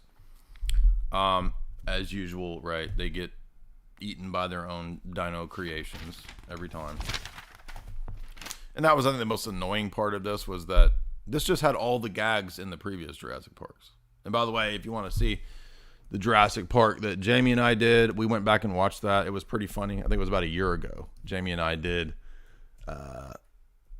90s blockbusters. And we were cracking up at, I mean, the original is just, is so goofy, it's fun. Like, you got 10-year-olds like telling Sam Neill off, right? I mean, he gets owned by a 10-year-old at his own archaeological dig. Just ridiculous, dude. So if you want to see our analysis of the first one, you can go watch it there. But now we're not done, because guess what else happens? The CIA gets involved, as well as the United Nations. What? Yes. The CIA is involved in tracking and busting the black market dinosaur trade. I mean, I'm not joking, right? And so they're the good guys helping PETA, who now Bryce Dallas Howard is teamed up with PETA to rescue dinosaurs from the illegal dinosaur trade. I mean, this is like Matt Damon growing potatoes on Mars from his shit. Remember this? And he's like, how is it possible? Science, bro. I mean, I've been laughing about that since that dumbass movie came out. Remember that? Matt Damon, bastard Matt Damon, bastard retarded, up there growing potatoes on Mars from his feces. I mean, that's about the same level of belief as Tiktaalik. So, I mean, if you believe in Tiktaalik, you probably believe in that, right? Matt Dabbot on Mars up there growing shit taters, growing poop potatoes. But I mean, that's kind of, I mean, don't all these things go together, right?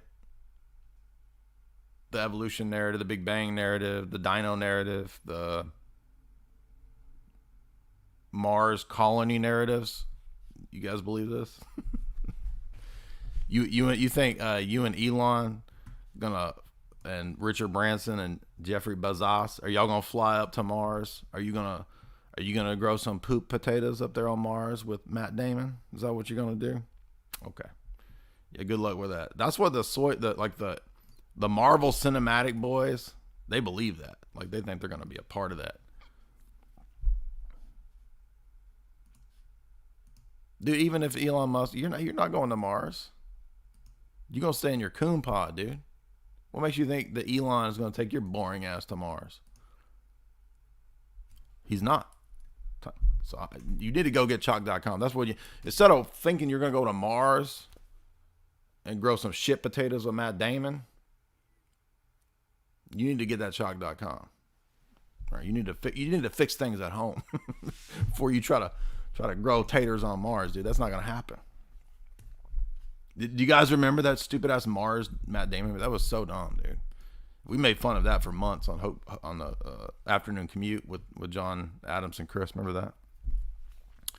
All right, so PETA teams up with tips from the CIA to go bust up the underground dinosaur black market in Malta. which, by the way, Malta is a weird kind of CIA island. Knights of Columbus, there is quite a bit of history to the CIA in Malta, especially back in the Cold War. Look at the podcast that Mark Hackard, on the Knights of Malta, CIA, right? That's a classic podcast. Because Bush had that meeting with Gorbachev, right? John Paul II, Bush, Gorbachev, CIA meeting at Malta, very famous. Ended the Cold War. By the way, somebody found the PDF of the Titus Bruckhart essay on busting up evolution, dude. You want evolution to be busted up in your head because you believe in fairy tales? One of the best philosophical critiques that I've ever seen, that you guys have heard me mentioning for many, many years, is the Titus Bruckhart essay, where he critiques it. I shared it on Telegram. Let me scroll back to find it. And we'll put it in the chat for you guys, because I highly recommend reading this if you've never read it. It'll really make you realize kind of the philosophical just nonsense that is evolution. Copy link. And we'll put it in the chat for you guys. And you can go read it on your own. By the way, this is my Telegram if you want to follow me on Telegram. Just as another one of the backups. We're over 5,000 over on Telegram. So if you'd like to follow me there as well and read this Titus Bruckhart essay, it's about 60 pages. It's featured in the Sword of Gnosis book, which oftentimes is hard to get and out of print. So here is the Telegram link to follow me on Telegram, as well as to get access to that excellent essay. And all he does is a philosophical critique of the idea that there's a transmutation of species and how dumb this is. And so, as you guys know, I'm not a biology man. I do philosophy. So if I'm going to critique something like Darwinism, it's going to be from a philosophical perspective. And that is the best philosophical critique that I've seen of the whole Darwinian ethos. So really good essay. Doesn't mean I agree with everything that Titus Bruckhart says. It's just that that's a really good critique. I recommend that. And what else? By the way, you can follow my Telegram there. Oh, did you notice when the cloning stuff came up, did you notice they mentioned the metaphysics of identity?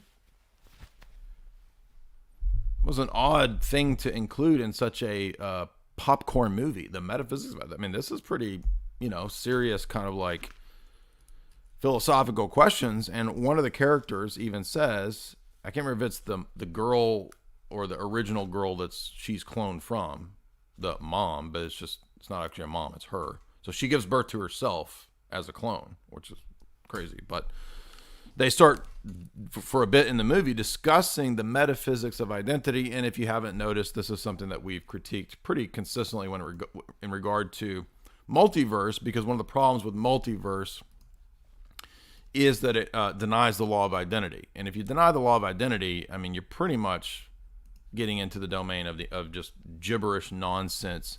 The silly verse, right? I mean, maybe that's the best argument for this, right? As I said earlier, is that people believe in the silly verse. So I covered this in the Doctor Strange analysis where we got into the silly verse. There is that, if you want to go deeper into that. But it comes up into this movie because, now why would that be related? Because Jeff Goldblum is a chaos mathematician. Chaos math is connected to chaos theory, which is connected to the multiverse theory. These go together, because when we were looking at a couple live streams back, last theology stream that we did, we were going into Nicholas of Cusa, and I was correct about that because I was looking up. So he was talking about how there's a created infinity. The universe is a created infinite. So he's one of the first people to propose that the universe is infinite. And this is what would later lead to people speculating about the multiverse, right? In Brian Greene's book, for example, he says, well, if the universe is infinite, then it stands to reason that if you go in any direction in an infinite line, you're eventually going to hit the same universe, or a universe like our universe. And again, if it's infinite, you're going to get all of the variations. At least that's the line of reasoning. If you, I mean, I don't think it's true, but that's the argument. But that does go back to Nicholas of Cusa, so I was correct about that. So remember, metaphysics of identity is intimately connected to multiverse, which is definitely totally connected to the philosophy of Jurassic World, because Jurassic World is all about chaos magic and that anything can happen in this totally open-ended, right, emergent system. Emergentism.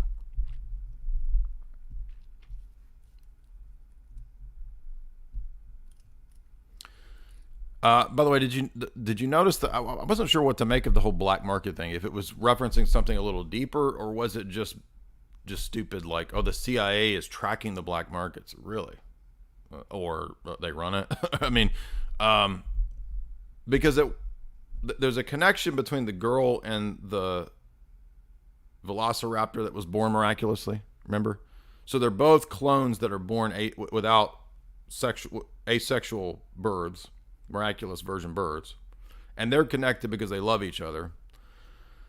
And we get this talk of the black market of humans, I think, right? Because she's kidnapped for the Biosyn company, but the velociraptor is kidnapped for the black market. So there's a reference to human trafficking, it seems like, but maybe that's a stretch. Maybe I can't remember all the dialogue in the movie, but maybe they were only talking about the dinosaurs on the market, or were they talking about cloned humans on the black market? I don't remember, but there's some connection there because of the girl's connection to the frickin' lizard baby. Maybe we could bring in some cheetah ori right now. The lizard people of the cheetah ori, because the dinosaurs are lizards. Let's see. Anyway, so there you go, right? And of course, it ends up being the tech zillionaires' mad science plots unleash this apocalypse, which was, he was trying to control the apocalyptic plague of the locusts. It ends up unleashing a fire locust attack, which is weird because it's like, so he lit all the locusts on fire and they're like flying around like flaming hot coals. Like, how is a locust? I mean, it would like cook. It just made no sense, right? It was dumb, right? Like, the locusts are on fire, flying around. I'm pretty sure they'd be cooked up, dude. Anyway, it's weird and goofy, but I think it was intended to be like biblical plagues, basically. And who ends up being the heroes? Well, of course, our Jurassic Park team from the old series and the new series are all teamed up. They beat the tech zillionaires with the help of the United Nations and the CIA. Yeah, come on, dude. Right? So the again, who do you think is involved in all of this genetic stuff? If not, I mean, come on, WHO, UN. I mean, do you really think they're working for? Yeah, sure. Yeah, they're there to help you out. Yeah, sure. Remember too, evolution is a Hindu myth. I forgot to mention that, which we've talked about on many streams, many years back. I did a podcast like 10 years ago, almost, on YouTube, where I talked about evolution as a Hindu mystical narrative. So again, people are like, "Oh, you believe in sky daddies?" I'll be like, well, you believe in Hindu myths, so like, who? Yeah, right. I think we both believe in sky daddies. I mean, your mythology of primordial soup like farting out human beings, and I mean that's a sky daddy narrative if I've ever heard. It's actually literally a Hindu Greek myth. I mean, what are you talking about? Let's get to these super chats. That was it. Quite a bit. Oh, I forgot too. The story ends with, oh, we can't control nature. We got to coexist, dude. So it ends with this really stupid, remember the coexist stickers? It's like, that's the whole thing. The story ends with coexist stickers everywhere. Oh, and then, by the way, maybe alien life, right? Maybe there's other dinosaurs in space, right? That's what it hints at. Maybe we were put here by the dinos in space. We're panspermia offspring, right? The dino gods, the Cthulhonic dino gods, right? Ejaculated us into space, and then we landed on Earth. And we're just the offspring of our reptilian overlords. That's how it ends. I'm not joking. I mean, it implies that in the ending with, where do we even come from? Maybe dinosaurs. We're the dinosaurs from space. We're just evolved reptiles, or this kind of stuff. So coexist, dude. That's all I'm trying to say. All right. Genghis Khan for $10. Pay piggy. Ooh! Nah. Exactly. Bone Man, $51. Wow, thank you so much. Making the stream all worth it. He says, Bone Man is appropriate for today's paleontology lessons. Right. If you see a femur, if you see a bone, automatically assume that it's a mythical creature. That's what I'm trying to say. Automatically assume it's Tiktaalik. Automatically assume it's a gigantic made-up bird, Birdosaurus Rex. Come on, dude. He says, I love you, Jay. The biometric Disney gotta go. They hate names that I can't name. Interesting. I do think we need to get rid of all this crazy biometric stuff. It's nuts. $10 from Kristen. Twisting my arm, holding the Jeff Goldblum voice hostage. Just to do it a little bit of the twisting of the arm. Yes, there's the holding hostage. If we don't think about our actions, then what we will do is we will fall into a narrative in which we no longer believe in the superiority of nature above us, you see. How's that? I mean, doesn't that sound like some shit that Jeff Goldblum would say? Or he would talk about, what if we just put together a string of all the science bullshit terms? That's probably what he would say, right? The motherboard of the infinite galaxies has produced for us a butterfly effect of chaos proportions of which we could never hope to achieve. How's that? Bone Man, again, 538, $125. Woo! Super chat of the week right there. Shout out to the Bone Man. Again, appropriately titled for today's paleontology stream. He says, give me the 3 to 5 hour breakdown of the pay piggy return of the kosher piggy Messiah ben Yosef. Piggy joins with Messiah ben David piggy and forms a super copper serpent piggy, and then it trails off. I can't see the rest of it. Well, you got out there on that one, dude. Thank you so much for that super chat, but you blew my mind on that pay piggy rendition there. I don't even know what's going on there. But Frankie D says for $5, Jay, do you think that the law of entropy is a result of the fall? Probably, yeah. That seems logical.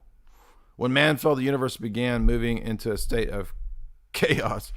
No, yes, but no. Introduced by, but is not natural. Yes, I think that is correct. Ooh, Bone Man again, throwing out so much money. Bone Man's got some cash over there. 1088, he says, your estate is merely a trust, which has been designated as an insurance underwrite to the public debt to create proceeds for public officials who seek to convert you from a member of the posterity that they are sworn to serve into a subject. I think that that's pretty much what goes on, right? So you as a person, under the classifications of how the Fed and the tax system would classify you, you exist as a energy creating, profit creating entity who is owned so that your life, estate, tax proceed is basically to be sucked off of. Exactly. You're a little battery for the system. Exactly. Bowman again for 1088 says, the Social Security Trust will be used as a vessel to transmit public debt, yes, to entice your estate to act publicly as a surety for the portion of your public debt. Yes, that seems to be the case. And transmit funds to the English crown. Interesting.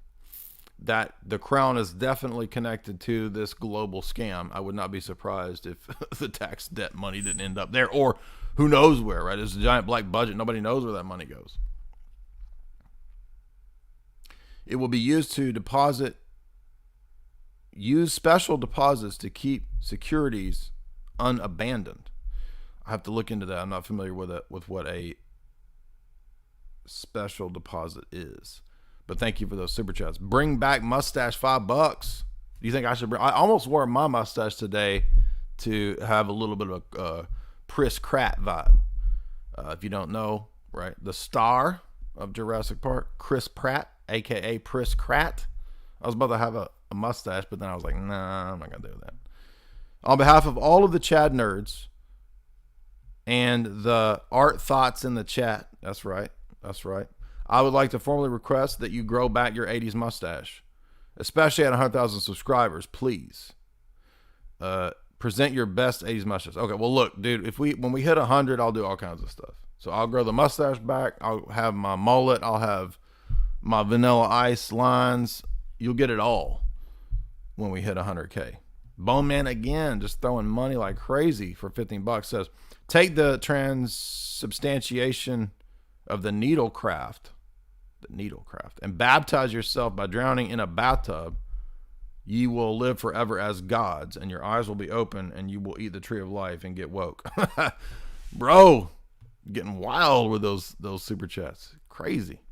I love it, though. The crazier, the better out here, right? Made by Jim Bob, $10. Does Orthodox take the position that God the Father has a human-like heavenly body? No.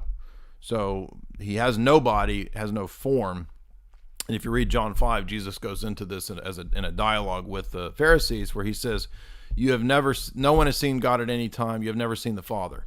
So there is no form of the Father. The only form of the Father is the Son, who is the icon of the Father. And that would be part of Orthodox theology in terms of how we would, for example, say that there's no imaging of God. In that sense, we say that there's no image of the divine essence or of God the Father. So you can't make images as if the Father was an old man or something like that. That's what Roman Catholics do. And as Orthodox, we don't do that. Will you be a guest on my stream? Yeah, let's just hit me up and let's see what you want to talk about, and we'll look into that in the future. But thank you for that, Jim Bob. Brian McDankington, $5. Are you a Triceratop or a Tricerabottom? Dinosaurs fake and gray right there. Proof again.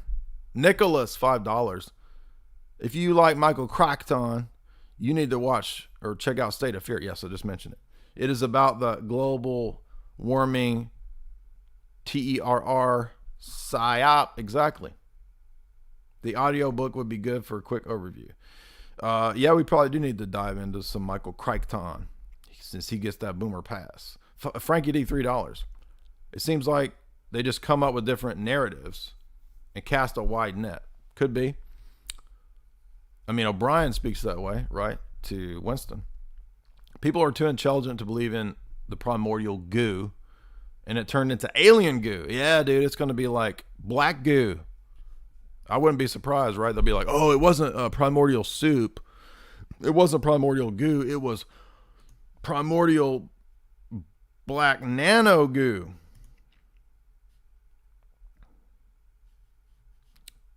Remember that? We covered that, by the way, guys. If you didn't see that, we covered that with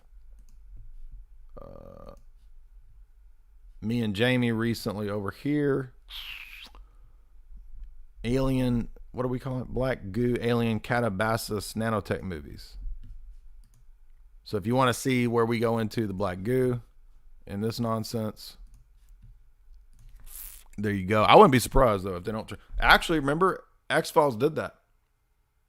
Weren't human beings in the X-Files narrative some kind of product of the alien panspermian black goo? I think that's right.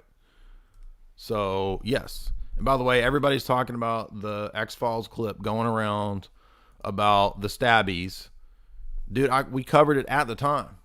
I covered stabbies in X-Files, the new season, back in 2016 when it was out. Dude, have you seen this? Have I seen it? Dude, I covered it back then. What are you talking about?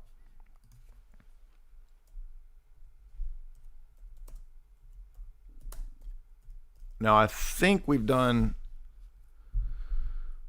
So we did Media Monarchy. Here it is.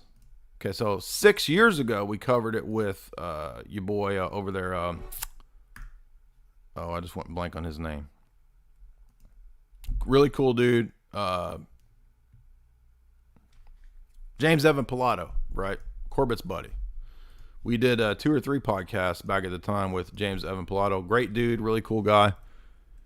There is the original podcast that we did in 2016 when the X-Files new seasons were out, where I covered it. And then again, a year ago, we also covered it, including the new stuff, which I think is in part 2 with Jamie. Jamie and I covered it. There you go. So every time something goes viral in conspiracy world, people then ask me, why haven't you covered this? Because I covered it at the time. Now, guys, if you don't know, people don't know this. Look, if you go to my page, did y'all know there's a search bar right there? And you can search my channel. A lot of people don't know this exists on YouTube. Just never paid attention, right? So you can search my channel right there, and you'll get all kinds of alien X-Files stuff. I don't think you'll get that Media Monarchy episode. So you have to go over to, just type in Dyer, come on Media Monarchy, and you'll get that. But if you're looking for specifically, did I cover this or that thing, use the search function on my channel. You know what, half the messages I get every day are people asking me, have you covered this? Will you cover this? Dude, please don't be so lazy. Go search my channel. I don't have time to email 50 people a day to tell you when and where I covered a movie. There's 900 videos over here, something like that. Also, if you're wondering if I wrote about a thing, go to my website. See that right there? That's a search bar. Did I ever write about Jurassic Park? Let's see. Let's use that search bar. Jurassic. Search. Yes, I did. Right there. See that? And here you get the video where we covered it. So you can search my website. You can also search right there on my channel. Just trying to help you guys out so that when you want to know what's Jay's take on a movie, go look in those sources and you'll find out. Let's see. Frankie D says it looks like they want to play God and they want no God. Exactly. Achilles, $5. This is the only way I can reach you. You block me on Twitter. Well, I block a lot of people on Twitter, so I'm sorry you got blocked. And most of the time I block people for good reasons. I was out of line at the time. I apologize. Okay. Well, I don't remember. Is your profile called Achilles? I mean, you got to tell me your profile. Okay. You go on to say Mr. Achilles. Okay. I will unblock you, Mr. Achilles. Thank you for that $5. Lamont Stigler sends $5 and says nothing. Thank you very much. Philip Edenhorn sends $10 and says nothing. Thank you, Philip. Tropes for $2. Can you do a Graham Hancock impression? I cannot. I don't recall off the top of my head what he sounds like. It's probably been 10 years since I listened to Graham Hancock, so I don't recall what he sounds like, but maybe I'll look it up and work on it or something. But thank you for that. Real Critter Brown, $6. Great stream. A lot of fun. If you guys like the stream, hit like and share. It is a comedy stream. Don't lose your mind freaking out. We're having fun today. I don't have hard opinions on any of these. I know we got some dino freaks who are gonna lose their marbles. They're gonna lose their scales over the fact that I was playing around. But hey, I'm sorry, baby. Off topic, but do you know of a good book about the Orthodox Church and medieval Renaissance? Not really. I mean, Theology of Icons, Volume 2, contrasts the Orthodox view to the excesses of the Renaissance from an art perspective. So I would say Theology of the Icon by Ouspensky and Losky Volume 2 is the closest thing I could think of. But that's mainly dealing with icons and art. Pay Piggy Blaze It 313. Sid, please be my Minecraft wife. Give me one more super chance. Pay Piggy Blaze It again for 420. Sorry, that was meant to be 420. Pay Piggy is dyslexic. Tropes $3. Have you ever covered Dead Zone television pre-programming? You mean the Christopher Walken, Stefan King? I've not yet. But maybe we will in the future. I'm aware of it. Evan Schultz, $10. Thank you, Jay. Thank you, Evan Schultz. Now, guys, since today's stream went okay, even though we had quite a few buffering problems and it's still going on, it seems to be evened out okay, at least towards the end of the stream. It's still jumping. I do plan to do the Leo DiCappuccino stream tonight. So you will get 2 streams for the price of 1. And people say, are you going to do Shutter Island? Yes, Shutter Island was in there. It's Dreamscape, Shutter Island, Cypher with Jeremy Northam and Lucy Liu, which is an overlooked classic, forgotten, Brainstorm, and Inception. So you're going to get 2 for the price of 1. I'm gonna do that stream also tonight. So everybody come back in a few hours. What time did I say for that one? That one is tonight at 6:45, 7, somewhere in there. We'll be doing the Inception stream, 6 p.m. So it's 3 p.m. So 3 hours. Come back for the Inception stream. It will be done. I'm sorry that it didn't happen last night, but for whatever reason, the internet was being dumb. But we're going to do it. If you would, support the show through the Super Chats. By the way, you can leave me a Super Chat anytime. So if you're watching this tomorrow, in the next week, in the next aeon, a zillion years from now, you can still leave a Super Chat. When you're walking around with the new evolved Dino human, you can still give me a Super Chat.